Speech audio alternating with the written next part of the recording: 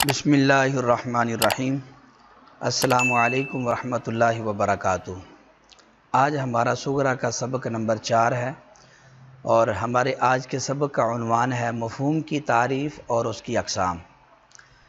آج کے سبق کے اندر ہم پڑھیں گے نمبر 1 مفہوم کی تعریف، نمبر 2 جزئی حقیقی کی تعریف، نمبر 3 کلی کی تعریف اور نمبر 4 جزئی اور کلی کا اجرا۔ آئیے پہلے ہم آج کے سبق کی عبارت اور اس کا ترجمہ سماعت کرتے ہیں۔ فصل در مباحث معرف، یہ فصل معرف کی مباحث کے بارے میں ہے۔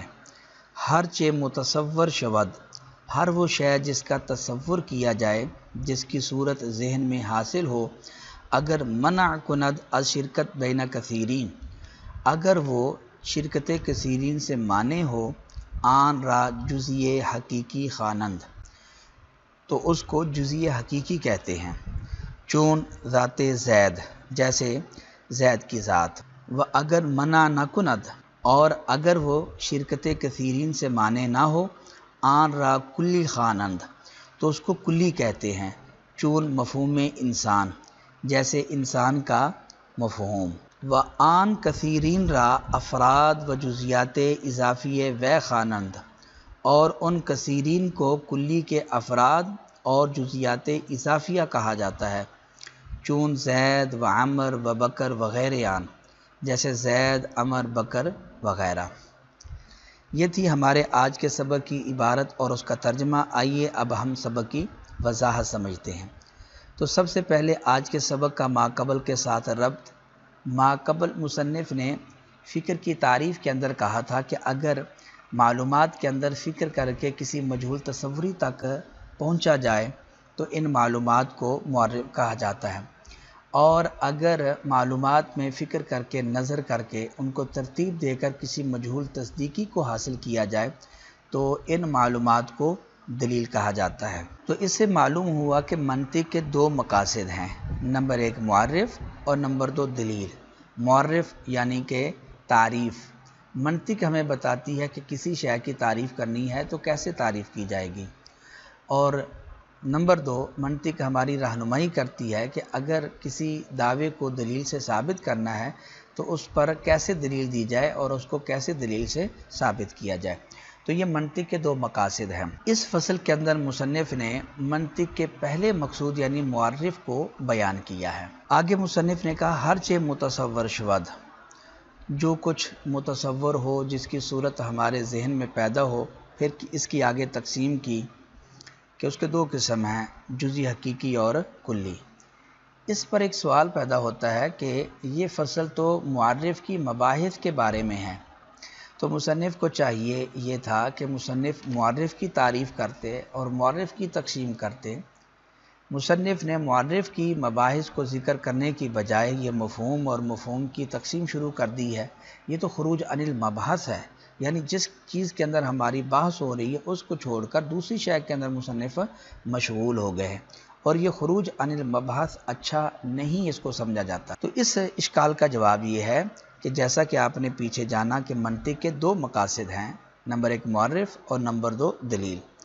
منطق کا جو پہلا مقصود ہے یعنی معرف، یہ موقوف ہے کلیات 5 پر، 5 کلیوں پر، یعنی نوع، جنس، فصل خاصہ اور عرض عام پر، اور کلیات 5 یہ موقوف ہیں کلی کے اوپر، کیونکہ کلی مقسم ہے اور یہ کلیات 5 اس کے اقسام ہیں، اور کلی یہ موقوف ہے مفہوم کے اوپر، کیونکہ یہ مفہوم کا قسم ہے۔ تو اس لحاظ سے مفہوم جو ہے یہ معرف کے موقوف علیہ کے موقوف علیہ کا موقوف علیہ ہے، اور قاعدہ ہوتا ہے کہ موقوف علیہ کے موقوف علیہ کا موقوف علیہ بھی شے کا موقوف علیہ ہوتا ہے، لہٰذا اس قاعدے کے اعتبار سے مفہوم معرف کا موقوف علیہ بن گیا، اور موقوف علیہ چونکہ پہلے ہوتا ہے اس لیے مصنف معرف کی مباحث کو ذکر کرنے سے پہلے مفہوم کی بحث کر رہے ہیں کہ مفہوم کس کو کہتے ہیں اور مفہوم کے کتنے اور کون کون سے اقسام ہیں۔ تو مصنف نے مفہوم کی تعریف کی ہے ہر چے متصور شود، یعنی جس شے کی صورت ہمارے ذہن کے اندر حاصل ہو، جو بھی ہمارے ذہن کے اندر صورت آئے، یہ صورت اور جو کچھ ذہن میں حاصل ہوا ہے اس کو مفہوم کہا جاتا ہے۔ جیسے ہم کسی شے کو دیکھتے ہیں تو اس کی صورت ہمارے ذہن کے اندر اتر جاتی ہے، یا کسی شے کے بارے میں ہم سوچتے ہیں تو اس کی صورت ایک ہمارے ذہن کے اندر آ جاتی ہے۔ تو یہ جو ذہن کے اندر حاصل ہوا ہے اس کو مفہوم کہا جاتا ہے۔ مفہوم کے دو قسم ہیں، نمبر 1 جزئی اور نمبر 2 کلی۔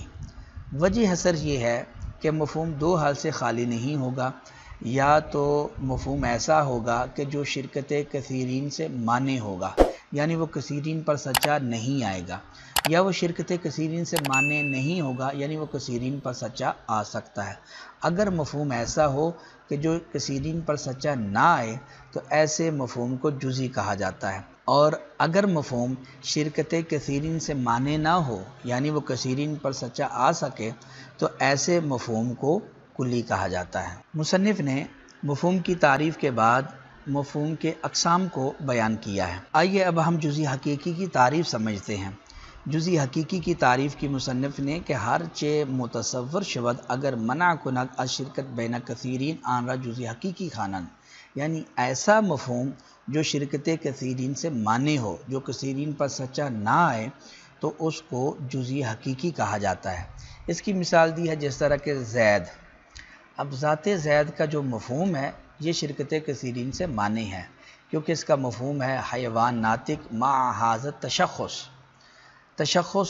تشخص یعنی وہ چیز جسے زید انسان کے دیگر افراد سے ممتاز ہوتا ہے، اس کی شکل و صورت، یہ چیزیں جن سے زید باقی افراد سے ممتاز ہوتا ہے، یہ تشخصات ہیں زید کے۔ اب یہ جو تشخصات ہیں یہ صرف زید کے اندر ہیں، اور کسی انسان کے فرد کے اندر یہ تشخصات نہیں ہیں، حتیٰ کہ دو سگے بھائیوں کے جو تشخصات ہیں وہ بھی الگ الگ اور جدا جدا ہوتے ہیں۔ تو یہ جو انسان کا زید کا جو تشخص ہے یہ صرف زید کے اوپر سچا آتا ہے، اس لیے زید کا جو مفہوم ہے یہ شرکت کثیرین سے مانع ہے، تو زید کو ہم کہیں گے کہ یہ جزئی حقیقی ہے۔ کلی کی تعریف۔ کلی ایسا مفہوم ہوتا ہے جو شرکت کثیرین سے مانع نہ ہو، یعنی وہ کثیرین پر سچا آ سکے۔ جیسے مثلا انسان کا مفہوم۔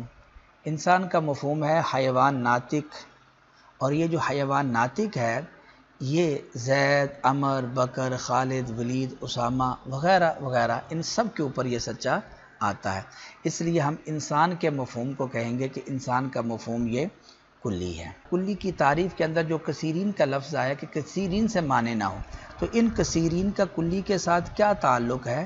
تو یہ کثیرین کلی کے افراد ہیں اور ان کو جزیات اضافیہ کہا جاتا ہے۔ مثلا جیسا کہ انسان ہے یہ کلی ہے، اور زید، عمر، بکر یہ اس کے افراد ہیں اور ان کو جزیات اضافیہ کہا جاتا ہے۔ تو یہ تھی مفہوم کی تعریف، کلی جزئی کی تعریف اور کلی کی تعریف۔ اب آئیے ہم جزئی حقیقی اور کلی کا اجرا سمجھتے ہیں، چند مثالیں لے کر ان کے اندر ہم جاری کرتے ہیں، دیکھتے ہیں کہ یہ کلی ہیں یا جزئی ہیں۔ مثلا یہ پہلی مثال ہمارے سامنے پنکھا۔ پنکھا یہ مفہوم ایسا مفہوم ہے جو شرکت کثیرین سے مانع نہیں ہے، کیونکہ پنکھا جس طرح آپ کے کمرے کے اندر جو پنکھا ہے وہ بھی پنکھا ہے، اور اسی طرح جو مسجد کے اندر پنکھے لگے ہوئے ہیں وہ بھی، یا کسی اور دوسری جگہ جو پنکھے ہیں وہ بھی کیا ہیں؟ پنکھے ہیں۔ تو یہ جو پنکھے کا مفہوم ہے یہ شرکت کثیرین سے مانع نہیں ہے، یہ کثیرین پر سچا آ سکتا ہے، لہٰذا پنکھا اس کو ہم کہیں گے کہ یہ کلی ہے۔ اسی طرح کتاب۔ اب کتاب کوئی بھی کتاب ہو سکتی ہے، آپ کے سامنے جو ہے یہ بھی کتاب ہے، اور باقی جو لائبریری کے اندر پڑھی ہوں وہ بھی، ان میں سے ہر ایک یہ کتاب ہے، تو یہ بھی ایسا مفہوم ہے جو شرکت کثیرین سے مانع نہیں ہے، اس لیے کتاب کو بھی ہم کہیں گے کہ یہ کلی ہے۔ میری قلم۔ آپ کے سامنے کوئی قلم ہے اور آپ کے میری قلم، تو یہ جو میری قلم ہے یہ جزئی ہے، کیونکہ یہ کثیرین پر سچی نہیں آتی، یہ صرف آپ کی ہی قلم پر یہ مفہوم سچا آتا ہے، کسی اور کی قلم کے اوپر یہ مفہوم سچا نہیں آتا۔ یعنی جب آپ کہیں گے میری قلم، تو یہ میری قلم یہ آپ کی جو قلم ہے اسی کے اوپر یہ مفہوم سچا آئے گا۔ اسلم کا پنکھا، یہ بھی اسی طرح اسلم کا پنکھا یہ جزئی ہے، کیونکہ یہ شرکت کثیرین سے مانع ہے، اب اسے باقی پنکھے خارج ہو گئے۔ اللہ اللہ اور اسی طرح کسی بھی شے کا، کسی بھی ذات کا جو عالم ہوتا ہے وہ جزئی حقیقی ہوتا ہے، کیونکہ یہ شرکت کثیرین سے مانع ہوتا ہے۔ الہ، الہ یہ معبود کو کہتے ہیں، مطلق معبود کو، خواہ وہ برحق ہو خواہ وہ باطل ہو۔ تو چونکہ یہ شرکت کثیرین سے اس کا مفہوم معنی نہیں ہے، اس لیے الہ یہ کلی ہے۔ یہ آدمی، آپ کسی آدمی کی طرف اشارہ کر کے کہتے ہیں کہ یہ آدمی، تو یہ جزئی ہے۔ آدمی مطلقاً بولیں تو یہ کلی ہے، لیکن یہ آدمی اب آپ نے اس کو خاص کر لیا۔ یہ آدمی، یہ جو مفہوم ہے یہ کثیرین پر سچا نہیں آتا، بلکہ اسی آدمی پر سچا آئے گا جس کی طرف آپ اشارہ کر رہے ہیں۔ خلاصہ ہمارے سبق کا یہ ہوا کہ مفہوم وہ شے ہوتی ہے جو ذہن کے اندر حاصل ہو۔ اس کے دو قسم ہیں، نمبر 1 جزئی حقیقی، نمبر 2 کلی۔ مفہوم کو ہم دیکھیں گے کہ وہ شرکت کثیرین سے مانع ہے یا مانع نہیں ہے۔ اگر مانع ہو تو اس کو جزئی حقیقی کہتے ہیں، اور اگر مانع نہ ہو تو اس کو کلی کہا جاتا ہے۔ اب آخر میں ایک تمرین ہے، اس کو آپ حل کریں۔ آج کے سبق کی روشنی کے اندر کعبہ، قرآن، بلب، میرا قلم، الکتاب، خالد، ھذا الجدار، یہ دیوار، رجل یعنی مرد، مندرجہ بالا مثالوں میں جزئی حقیقی اور کلی جدا جدا کریں۔ آپ دیکھیں کہ ان کے اندر کلی کون سی ہیں اور جزئی کون سی ہیں، اور کس وجہ سے آپ کلی اور جزئی کہہ رہے ہیں۔ آخر میں اللہ کریم سے دعا ہے کہ اللہ تعالی ہماری اس کوشش کو قبول فرمائے، علم نافع، عمل صالح اور اخلاص عطا فرمائے، اور ان علوم کے اندر ہمارے لیے انوار و برکات پیدا فرمائے۔ آمین۔